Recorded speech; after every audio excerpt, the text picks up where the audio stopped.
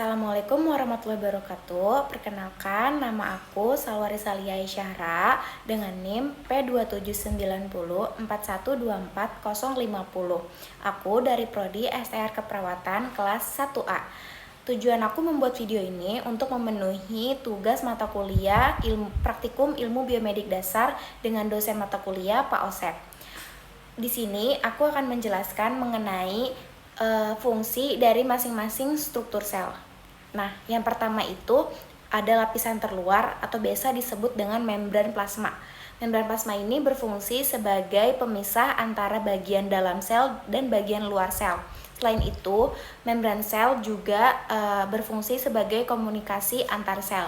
Kemudian yang kedua ada Golgi apparatus. Golgi apparatus ini berfungsi sebagai penyimpan protein serta zat penting lainnya yang berasal dari retikulum endoplasmik. Kemudian yang ketiga ada ribosom.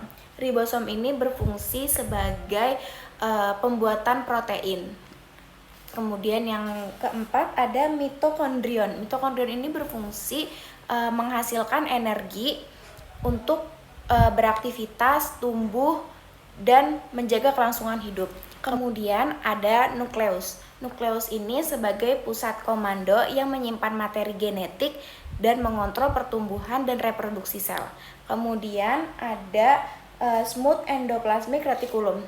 Ini tuh berfungsi untuk membentuk lemak dan steroid. Kemudian ada rough endoplasmic reticulum. Ini itu berfungsi untuk memproduksi, mengemas, serta mengangkut protein seperti antibodi. Kemudian ada flagellum.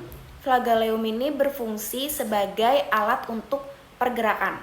Kemudian ada lisosom. Lisosom ini sebagai sistem pembuang sampah atau sistem sekresi yang untuk mencerna material bekas pakai. Kemudian ada sentrikol. Sentrikol ini berfungsi sebagai pembelahan sel dengan memfasilitasi sebuah kromosom.